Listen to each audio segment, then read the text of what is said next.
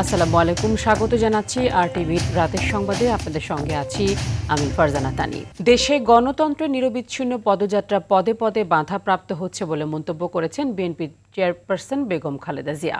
গণতন্ত্রকে প্রতিষ্ঠার লক্ষ্যে সুশৃঙ্খলভাবে এগিয়ে চলার জন্য বিএনপির সব পর্যায়ের নেতাকর্মী ও দেশবাসীর প্রতি আহ্বান জানান সাবেক এই প্রধানমন্ত্রী। বিস্তারিত থাকছে মাইদুর রহমান রুবেলের রিপোর্টে। বিএনপির প্রতিষ্ঠাতা ও সাবেক রাষ্ট্রপতি জিয়াউর রহমানের ৪৪তম শাহাদাত বার্ষিকী উপলক্ষে ইঞ্জিনিয়ার ইনস্টিটিউটে এই আলোচনা সভার আয়োজন করে বিএনপি। অনুষ্ঠানে ভিডিও বার্তায় বিএনপি চেয়ারপারসন বেগম খালেদা জিয়া বলেছেন, প্রতি বছর মে মাসের এই দিনটি বেদনা বিধুর স্মৃতি হয়ে আসে জিয়া পরিবারে। এই দিনে জিয়াউর রহমানকে হারিয়ে তার পরিবারই নয় সমগ্র দেশই হয়ে পড়েছিল অভিভাবকহীন। গণতন্ত্র, স্বাধীনতা, সংবাদপত্র ও বিচার বিভাগের স্বাধীনতা, স্বনির্ভরতা ও উন্নয়ন এবং নিজস্ব জাতীয়তাবাদ সৃষ্টির অনন্য রূপকার শহীদ জিয়া সবার জন্য গণতন্ত্র ও উন্নয়নের মাধ্যমে সকল সমস্যার সমাধানের যে রাজনীতি শহীদ জিয়া রেখে গেছেন তা বাস্তবায়নের মাধ্যমে তার প্রতি শ্রদ্ধা জানাতে হবে। বলেন, গণতন্ত্র প্রতিষ্ঠা আর সার্বভৌমত্ব রক্ষার লড়াইয়ে শাহাদাত বরণ করেছেন জিয়াউর রহমান। সেই গণতন্ত্রের যাত্রা এখনো বাধাগ্রস্ত হচ্ছে পদে পদে। শিগগিরই বাংলাদেশে গণতন্ত্র পুনঃপ্রতিষ্ঠিত হবে বলে আশা তার। যে গণতন্ত্র প্রতিষ্ঠা আর সার্বভৌমত্ব রক্ষার লড়াইয়ে তিনি শাহাদাত বরণ করেছেন, সেই গণতন্ত্র নিরবচ্ছিন্ন যাত্রা আজও বাধাগ্রস্ত হচ্ছে প্রতি পদে পদে। খুব শীঘ্রই আমরা বাংলাদেশকে গণতন্ত্রে পুনঃপ্রতিষ্ঠিত দেখতে পাব। এই হোক শহীদ জিয়ার শাহাদাত বার্ষিকীতে আমাদের অঙ্গীকার। খালেদা জিয়া বলেন, সবার জন্য গণতন্ত্র এবং উন্নয়নের মাধ্যমে সব সমস্যার সমাধান সম্ভব। দেশবাসীর প্রতি আহ্বান জানাচ্ছি। মাইদুর রহমান রুবেল, আরটিভি, ঢাকা। প্রস্তাবিত সংস্কার শেষ করে ডিসেম্বরের আগেই আগামী জাতীয় সংসদ নির্বাচন হওয়া সম্ভব বলে মনে করছেন বিএনপির ভারপ্রাপ্ত চেয়ারম্যান তারেক রহমান। তাই জন আকাঙ্ক্ষা ধারণ করে ডিসেম্বরের মধ্যে নির্বাচনের নির্দিষ্ট দিনক্ষণ ঘোষণা করতে অন্তর্বর্তী সরকারের প্রতি আহ্বান জানিয়েছেন তিনি। বৃহস্পতিবার রাজধানীর রমনা ইনস্টিটিউশন মিলনায়তনে বিএনপির প্রতিষ্ঠাতা ও সাবেক রাষ্ট্রপতি জিয়াউর রহমানের ৪৪তম শাহাদাত বার্ষিকীর আলোচনা সভায় তিনি অভিযোগ করেন, অন্তর্বর্তী সরকার জনগণের আকাঙ্ক্ষা উপলব্ধি করতে ব্যর্থ হয়েছে। আরও জানাচ্ছেন দীপ্তচন্দ্র পাল। রাজধানীর ইঞ্জিনিয়ার্স ইনস্টিটিউশনে শহীদ রাষ্ট্রপতি জিয়াউর রহমানের ৪৪তম মৃত্যুবার্ষিকী উপলক্ষে এই আলোচনা সভা। আলোচনা সভায় উপস্থিত ছিলেন দলের স্থায়ী কমিটির সদস্যরা। অংশ নেন যুবদল, স্বেচ্ছাসেবক দল, ছাত্রদল এবং অঙ্গ ও সহযোগী সংগঠনের নেতৃবৃন্দ সহ নানা পেশার মানুষ। এ সময় বক্তারা দ্রুত নির্বাচনের মাধ্যমে নির্বাচিত সরকারের দাবি তোলেন। আমি নিজেকে সৌভাগ্যবান মনে করি এমন একটি রাজনৈতিক দলের সদস্য, যে রাজনৈতিক দলটি সৃষ্টি করেছিলেন শহীদ প্রেসিডেন্ট জিয়াউর রহমান। সংস্কার করবে, কি সংস্কার করবে? সংস্কার করা একমাত্র অধিকার নির্বাচিত গণপ্রতিনিধিদের। এখানে একটা গোষ্ঠী এসে বললো আমরা এই সংস্কার করবো, কয়েকজন নাবালক ছাত্র বললো আমরা ওই সংস্কার করলো, এইভাবে কি বাংলাদেশ চলবে? প্রধান উপদেষ্টা সংস্কারের এই সমস্ত বাহানা করে নির্বাচনকে বিলম্বিত করবেন না, জাতির মধ্যে বিভক্তি সৃষ্টি করবেন না, গণতান্ত্রিক শক্তি সমূহের মধ্যে বিভক্তি সৃষ্টি করার মতো কোনো শক্তিকে সুযোগ দিবেন না। অনুষ্ঠানে থাইল্যান্ড থেকে ভার্চুয়ালি যুক্ত হন দলের মহাসচিব মির্জা ফখরুল ইসলাম আলমগীর। বলেন, আবারও সুপরিকল্পিতভাবে জনগণকে গণতন্ত্রের পথ থেকে সরিয়ে দিতে ষড়যন্ত্র চলছে। বাংলাদেশের মানুষের মধ্য থেকে গণতন্ত্রকে সরিয়ে দেওয়ার চেষ্টা করা হচ্ছে, আবার বিরাজনীতিকরণের একটা ষড়যন্ত্র চক্রান্ত করা হচ্ছে। লন্ডন থেকে যুক্ত হয়ে তারেক রহমান বলেন, প্রস্তাবিত সংস্কার শেষ করে উদ্দেশ্য ঠিক থাকলে ডিসেম্বরের আগেই নির্বাচন সম্ভব। আমি অন্তর্বর্তীকালীন সরকারের কাছে আবারও আহ্বান জানাই, জনগণের আকাঙ্ক্ষাকে ধারণ করুন, অবিলম্বে ডিসেম্বরের মধ্যেই সুনির্দিষ্ট দিনক্ষণ দিয়ে জাতীয় নির্বাচনের তারিখ ঘোষণা করুন। এখানে অন্তর্বর্তীকালীন সরকারের জয় বা পরাজয়ের কোনো কিছুই নেই, বরং স্বাধীনতা প্রিয় জনগণকে একটি সুষ্ঠু নির্বাচন উপহার দিয়ে গণতন্ত্রকেই বিজয়ী করুন। শহীদ রাষ্ট্রপতি জিয়াউর রহমানের আদর্শ ধারণ করে ভবিষ্যৎ বাংলাদেশ বিনির্মাণে দলের সকল স্তরের নেতাকর্মীদের ঐক্যবদ্ধ থাকারও আহ্বান জানান তারেক রহমান। গণতন্ত্রের পক্ষে দীপ্তচন্দ্র পাল, RTV, ঢাকা। সংস্কার এবং বিচার ছাড়া নির্বাচনে গেলে সেটা হবে জনগণের সাথে প্রতারণা, তা হতে দেয়া হবে না। প্রয়োজনে জীবন দিয়ে আবার রাজপথে নামার ঘোষণা দিয়েছেন জাতীয় নাগরিক পার্টির আহ্বায়ক নাহিদ ইসলাম। সন্ধ্যায় রাজধানীর ইঞ্জিনিয়ারিং ইনস্টিটিউটে জাতীয় নাগরিক পার্টির প্রকৌশল উইংয়ের আত্মপ্রকাশ অনুষ্ঠানে তিনি আরও বলেন, বাংলাদেশের সংস্কার বিচার নিয়ে বিভিন্ন মহল থেকে বাধা দেওয়া হচ্ছে। নির্বাচন কমিশন দলীয় এজেন্ডা বাস্তবায়নে কাজ করছে। নির্বাচন কমিশনের গঠনতন্ত্রেই গলদ রয়েছে, যা বিগত ফ্যাসিবাদের সময়ই করা হয়েছে। এ সময় শেখ মোহাম্মদ শাহ মঈন উদ্দিনকে সমন্বয়ক এবং মেজর মোহাম্মদ সালাউদ্দিনকে সহ সমন্বয়ক করে ৪৮ সদস্যের কমিটি ঘোষণা করা হয়। এখন যেই সংস্কার বিচার আলোচনা চলছে, আমরা দেখছি বিভিন্ন পক্ষ সেটাকে বাধা দেওয়ার চেষ্টা করছে। শুধু দেশের নয়, বিদেশ থেকে নানা ধরনের ষড়যন্ত্র তৈরি করা হচ্ছে। নির্বাচন কমিশন দলীয় এজেন্ডা বাস্তবায়ন করছে এবং এই নির্বাচন কমিশনের যে আইনের দ্বারা তারা তৈরি হয়েছে, তাদের গঠন প্রক্রিয়াতেই গলদ রয়েছে। সব দল নয়, ডিসেম্বরে শুধুমাত্র একটি দলই নির্বাচন চায় বলে মন্তব্য করেছেন প্রধান উপদেষ্টা ডক্টর মোহাম্মদ ইউনূস। জাপানের টোকিওতে নিক্কে ফোরামে দেয়া বক্তব্যে এমন মন্তব্য করেছেন তিনি আরও বলেন, তার কোনো রাজনৈতিক অভিলাষ নেই। নির্বাচনের মাধ্যমে রাজনৈতিক সরকারের কাছে ক্ষমতা হস্তান্তর করা হবে। নতুন বাংলাদেশ গড়তে জাপানের সহযোগিতা চাইলেন প্রধান উপদেষ্টা। আরও জানাচ্ছেন আতিকা রহমান। জাপানের টোকিওতে চলছে নিক্কেই ফোরাম 2025। ফোরামে যোগ দেন অন্তর্বর্তী সরকারের প্রধান উপদেষ্টা ডক্টর মোহাম্মদ ইউনূস। ফোরামের প্রথম দিনে উদ্বোধনী বক্তা হিসেবে বক্তব্য রাখেন ডক্টর ইউনূস।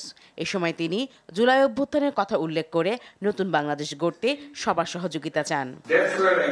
ডিসেম্বরে নির্বাচন হবে কিনা তা নির্ভর করছে সংস্কার কতটুকু সম্পন্ন হয় তার উপরে। ডিসেম্বরে নির্বাচন দেওয়া নিয়ে একটি নির্দিষ্ট রাজনৈতিক দলই বলছে, সব দল নয়। ডিসেম্বর থেকে জুনের মধ্যে নির্বাচন করতে সরকার বদ্ধপরিকর। ডিসেম্বরে নির্বাচন করতে গেলে তাড়াহুড়ো করে সংস্কার করতে হবে। ভালো করে সংস্কারের জন্য ডিসেম্বরের পরে আরও 6 মাস প্রয়োজন।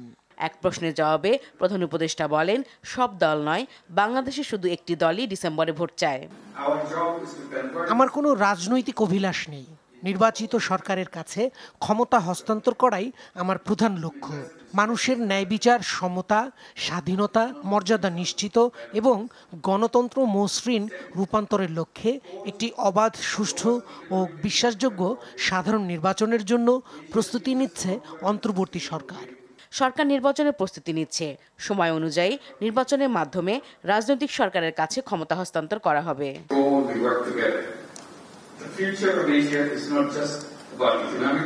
অনেক চড়াই উতরাইয়ের মধ্য দিয়ে ক্ষমতায় আসা এই সরকারের মূল লক্ষ্য দেশের মানুষের আকাঙ্ক্ষা পূরণ। রোহিঙ্গা সংকটে বাংলাদেশের মানবিক ভূমিকা এবং জাতিসংঘ শান্তিরক্ষায় সক্রিয় অংশগ্রহণ উল্লেখযোগ্য। এশিয়ার অস্থির বাস্তবতায় শান্তি, আস্থা ও অন্তর্ভুক্তির ওপর সবাইকে জোর দিতে হবে। নতুন বাংলাদেশ গড়তে সবার সহযোগিতা চাই। প্রধান উপদেষ্টা অভিযোগ করেন, হাসিনা সরকার 16 বছরে গুম খুনের মতো অপরাধ ও অর্থনীতিকে ধ্বংস করেছে। সেই অবস্থা থেকে দেশকে ন্যায় বিচারের দিকে নিয়ে যাচ্ছে অন্তর্বর্তী সরকার। আতিকা রহমান, RTV। শ্রমিক সংকট মোকাবেলায় আগামী 5 বছরে বাংলাদেশ থেকে অন্তত 1 লাখ শ্রমিক নিয়োগের কথা জানিয়েছে জাপানি কর্তৃপক্ষ ও ব্যবসায়ীরা। টোকিওতে Bangladesh seminar on human resources শীর্ষক এক সেমিনারে প্রধান উপদেষ্টা অধ্যাপক ডক্টর মোহাম্মদ ইউনূস এ তথ্য জানিয়েছেন। প্রধান উপদেষ্টা বলেন, এই অনুষ্ঠানটি একটি দ্বার উন্মোচনের প্রতীক, তার জন্য রোমাঞ্চকর ও প্রেরণার দিন। জাপানে বাংলাদেশিদের জন্য কর্মসংস্থানের সুযোগ সৃষ্টি করতে অন্তর্বর্তীকালীন সরকার প্রয়োজনীয় সব কিছু করবে বলে জানিয়েছেন প্রধান উপদেষ্টা।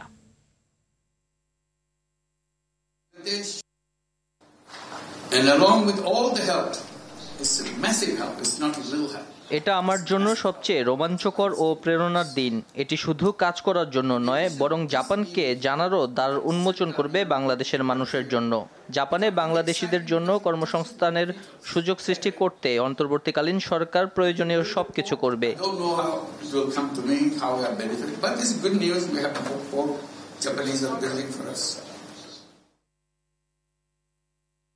ইশরাক হোসেনকে ঢাকা দক্ষিণ সিটি কর্পোরেশনের মেয়র হিসেবে শপথ পড়ানো হবে কিনা সেই বিষয়ে সিদ্ধান্ত নেবে নির্বাচন কমিশন, এমনটি জানিয়েছে আপিল বিভাগ।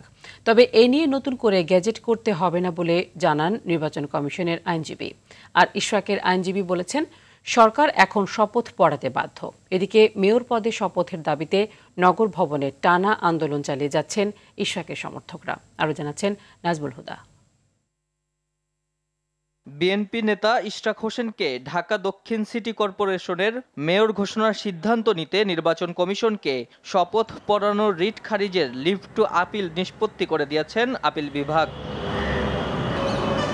প্রধান বিচারপতি সৈয়দ রেফাত আহমেদের নেতৃত্বে 7 বিচারকের আপিল বেঞ্চ শুনানি শেষে এ পর্যবেক্ষণ দেয়। শুনানিতে নির্বাচন কমিশনের ভূমিকায় উষ্মা প্রকাশ করেন দেশের সর্বোচ্চ আদালত। ইশরাকের ইস্যুতে ইসি সঠিক সিদ্ধান্ত নিতে ব্যর্থ হয়েছে বলে ক্ষোভ প্রকাশ করে আপিল বিভাগ। পরে ইসির আইনজীবী বলেন, এখন শপথ পড়ানোর দায়িত্ব সরকারের। ইলেকশন কমিশনের সাংবিধানিক দায়িত্ব পালনের ক্ষেত্রে অন্যের মুখাপেক্ষী হওয়ার প্রয়োজন ছিল না, প্রয়োজন নাই, এবং এই অবজারভেশনের উপরই তারা অবজারভেশন দিয়ে আপিলটা নিষ্পত্তি করছেন।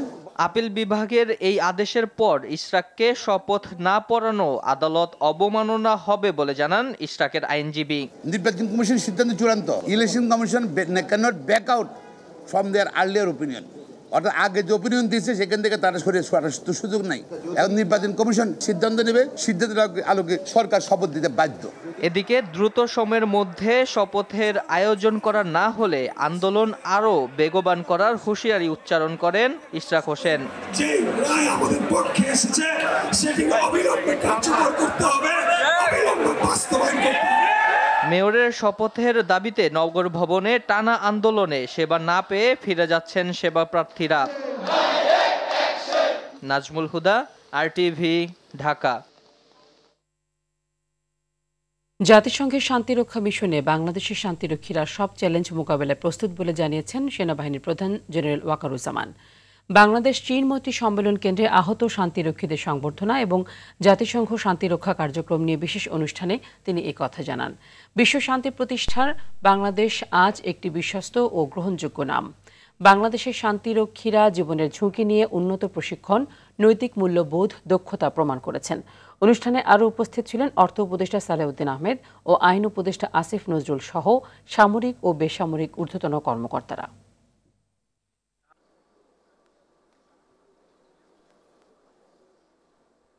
বিশ্ব শান্তি প্রতিষ্ঠায় বাংলাদেশ আজ একটি স্বীকৃত এবং অত্যন্ত গ্রহণযোগ্য নাম। আমাদের শান্তিরক্ষীগণ নিজের জীবনের ঝুঁকি নিয়ে উন্নত প্রশিক্ষণ, নৈতিক মূল্যবোধ, দক্ষতা এবং নিরপেক্ষতার প্রমাণ রেখে সকল চ্যালেঞ্জ মোকাবেলায় সর্বদা প্রস্তুত।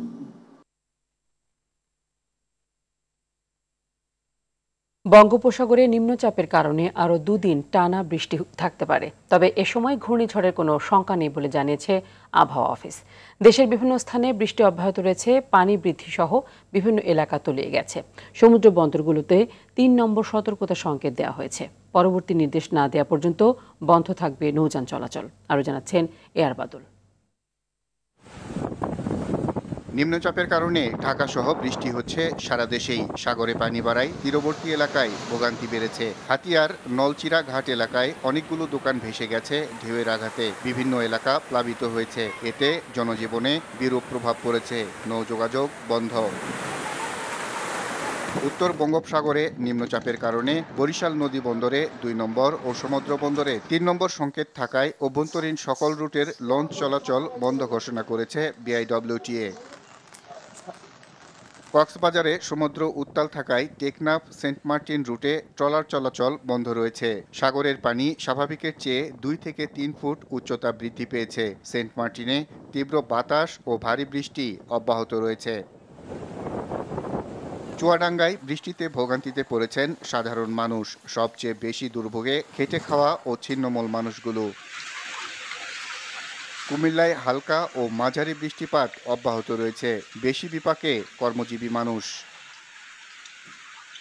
ঝালকাঠিতে ভারী বৃষ্টি ও জোয়ারে সুগন্ধা, বিষখালী সহ অন্যান্য নদ নদীর পানি স্বাভাবিকের চেয়ে 2 থেকে 3 ফুট বৃদ্ধি পেয়েছে।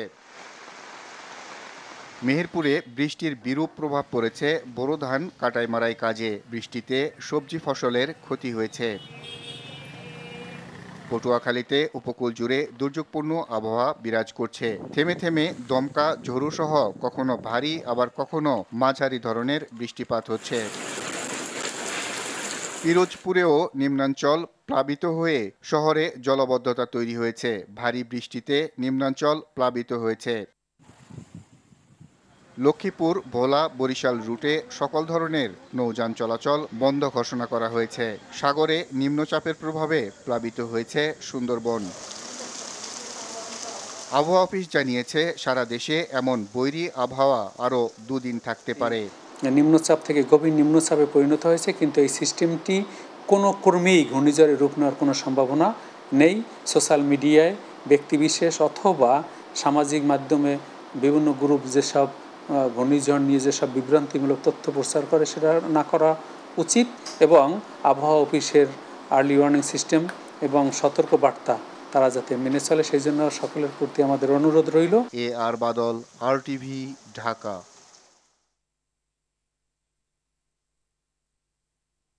টানা বৃষ্টির কারণে রাজধানীর বিভিন্ন সড়কে জলাবদ্ধতা তৈরি হয়েছে। এ নিয়ে আরও জানাতে কারণ বাজার থেকে সরাসরি যুক্ত হচ্ছেন সহকর্মী মাহিন আরাফাত। আরাফাত, রাজধানীর জলাবদ্ধতার কি তথ্য রয়েছে আপনার কাছে, এবং জলাবদ্ধতার কারণে নগরবাসী কি ধরনের ভোগান্তি পোহাচ্ছেন? যেমনটি জানেন যে বঙ্গোপসাগরে সৃষ্ট লঘুচাপের কারণে আজকে সারাদিন থেমে থেমে কয়েক দফা বৃষ্টি হচ্ছে। এখন বর্তমানেও এখন এই রাতের মধ্যরাতে প্রায় এখনও বৃষ্টি অব্যাহত রয়েছে, এবং এই বৃষ্টিপাতের কারণে যদি আপনাদেরকে বলতে চাই যে রাজধানী সহ সারা দেশেই যে কর্মজীবী মানুষ রয়েছে, খেটে খাওয়া মানুষ রয়েছে, তারা চরম দুর্ভোগে পড়েছে। রাজধানীর চিত্রটা যদি আপনাদেরকে একটু বলতে চাই তাহলে রাজধানীর যে নিম্নাঞ্চল বা বেড়িবাঁধের যে আশেপাশের যে এলাকাগুলো রয়েছে, মোহাম্মদপুর, সায়দাবাদ, মিরপুর, এইসব এলাকাতে আসলে চরম জলাবদ্ধতার সৃষ্টি হয়েছে। এবং আমরা এই বিভিন্ন এলাকা ঘুরে দেখেছি, কিছুক্ষণ আগেও দেখেছি যে কিছু কিছু এলাকায় হাঁটু পানি থেকে কোমর পানি পর্যন্ত জলাবদ্ধতার সৃষ্টি হয়েছে, এবং এর কারণে আসলে ঘর থেকে কেউ বের হতে পারছে না। এবং কর্মজীবী মানুষেরা যারা ঘরের থেকে বের হয়েছিলেন কর্মের কারণে বা বিভিন্ন দৈনন্দিন কাজে যারা বের হয়েছিলেন তারা আসলে ঘরে পৌঁছাতে প্রচুর বেগ পেতে হয়েছে। এবং যেটি আসলে হয়ে থাকে যে বৃষ্টিপাত হলে বা জলাবদ্ধতার কারণে যানজটের সমস্যাটাও বৃদ্ধি পায়। এবং এখন প্রায় রাত 11টা পার হয়েছে, এবং সাধারণত অন্যান্য দিনে সপ্তাহে আজকে শেষ কর্মদিবস, অন্যান্য সপ্তাহে সাধারণ সময় যেটা আমরা দেখতে পাই যে এই সময়টাতে যানবাহনের চাপ অনেকটাই কমে আসে, এবং ঘর ফিরতি মানুষেরা এই সময়ের মধ্যে 80 থেকে 90% মানুষ ঘরে পৌঁছে যেতে পারে। কিন্তু আজকের চিত্রটা কিছুটা ভিন্ন। আজকে আমরা সড়কে যেমনটা দেখতে পেয়েছি যে যানবাহনের তীব্র যানজট এবং যানবাহনের যে উপস্থিতি সড়কে এখন দেখা যাচ্ছে, সেটা দেখে বোঝার উপায় নেই যে প্রায় মধ্যরাত হতে চলেছে। এবং এই বৃষ্টিপাতের কারণে যানবাহনের এই যানজট সহ সাধারণ মানুষের জীবনে ব্যাপক জনভোগান্তি সৃষ্টি হয়েছে। আমরা তাদের সাথে কথা বলার চেষ্টা করেছিলাম, তারা যেমনটি জানিয়েছে যে কর্মজীবী মানুষেরা যারা এই বিভিন্ন কারণে সড়কে বের হয়েছিলেন তারা আসলে এই বৃষ্টিপাতের কারণে 2 থেকে 3 ঘন্টা বিলম্বে সড়কে আটকে পড়েছেন, এবং বাসায় তাদের ঘরে ফিরতে সমস্যা হয়েছে। আরেকটু যদি জানিয়ে রাখি যে জলাবদ্ধতা এবং এই বৃষ্টিপাতের সময় একটা সমস্যা দেখা যায় যে বজ্রপাতের সমস্যা, এবং বিভিন্ন কারণে মানুষের প্রাণহানির ঘটনা ঘটে। আরাফাত, ধন্যবাদ আপনাকে। রাজধানীর মগবাজারে গ্রিনওয়ে গলিতে চাপাতি দিয়ে কুপিয়ে এক শিক্ষার্থীর ব্যাগ, মোবাইল ফোন ছিনতাইয়ের ঘটনার একটি ভিডিও সামাজিক যোগাযোগ মাধ্যমে ছড়িয়ে পড়েছে। এ ঘটনায় জড়িত 4 ছিনতাইকারীকে গ্রেফতার করেছে ঢাকা মহানগর গোয়েন্দা পুলিশ। পুলিশ জানিয়েছে গ্রেফতারকৃতরা পেশাদার ছিনতাইকারী। এরা হলেন সোহেল, জীবন ওরফে হৃদয়, শামীম ও মকবুল হোসেন। এ সময় তাদের কাছ থেকে ছিনতাই হওয়া ব্যাগ ও টাকা সহ ছিনতাইয়ে ব্যবহৃত 2টি চাপাতি, মোটরসাইকেল জব্দ করা হয়েছে।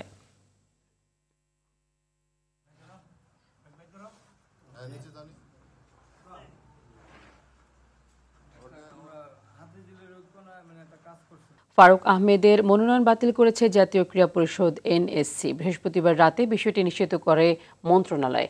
এর আগে বিসিবি সভাপতি ফারুক আহমেদের বিরুদ্ধে অনাস্থা প্রকাশ করে যুব ও ক্রীড়া উপদেষ্টার কাছে চিঠি দেয় বিসিবির ৮ পরিচালক।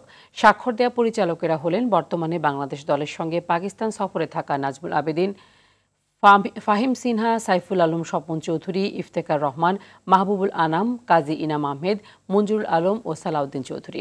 অনাস্থার চিঠিতে বিসিবি সভাপতি ফারুক আহমেদের বিরুদ্ধে স্বেচ্ছাচারিতা, স্বজনপ্রীতি, অনিয়ম সহ নানা অভিযোগ তুলে ধরেন ৮ পরিচালক। চিঠিতে দাবি করা হয় বিসিবিতে বিভিন্ন কমিটির প্রধান হিসেবে নিজেদের মতামত দিতে পারছেন না। ৮ পরিচালক স্বাক্ষর করলেও তাতে স্বাক্ষর করেননি প্রভাবশালী পরিচালক আকরাম খান।